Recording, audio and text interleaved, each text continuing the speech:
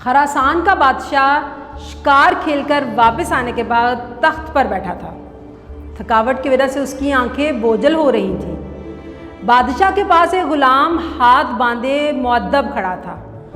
بادشاہ کو سخت نیند آئی ہوئی تھی، مگر جب بھی اس کی آنکھ بند ہوتی تو ایک مکھی آ کر اس کی ناک پر بیٹھ جاتی۔ نیند اور بے خیالی کی وجہ سے بادشاہ غصے سے مکھی کو مارنے کی کوشش کرتا، لیکن اس کا ہاتھ اپنے ہی چہرے پر پڑتا اور وہ بڑبڑا کر جاگ جاتا۔ جب 2-3 دفعہ ایسا ہوا تو بادشاہ نے غلام سے پوچھا، تمہیں پتہ ہے کہ اللہ نے مکھی کو کیوں پیدا کیا؟ اس کی پیدائش میں اللہ کی کیا حکمت پوشیدہ ہے؟ غلام نے بادشاہ کا یہ سوال سنا تو اس نے ایسا جواب دیا جو سنہرے حروف میں لکھے جانے کے قابل ہے۔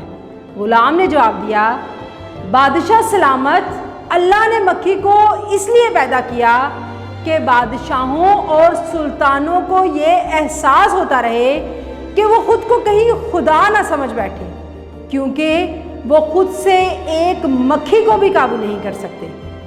ناظرین، انسان کی پیدائش بدبودار نطفے سے ہوتی ہے اور انجام کار سڑا ہوا مردہ ہے، اور یہ اس قدر بے بس ہے کہ اپنی بھوک، پیاس، نیند، خوشی، غم، یادداشت، بیماری یا موت پر اسے کچھ اختیار نہیں۔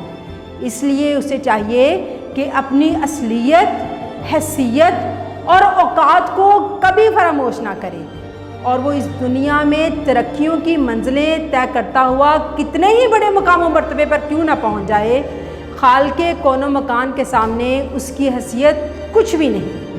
اس دنیا میں جب بھی کسی انسان نے فرعونیت، قارونیت اور نمرودیت والی راہ پکڑی، اللہ نے اسے دنیا میں ایسا ذلیل و خوار کیا کہ عثمان نام مقام تعریف میں نہیں بلکہ بطور مذمت لیا جاتا رہا۔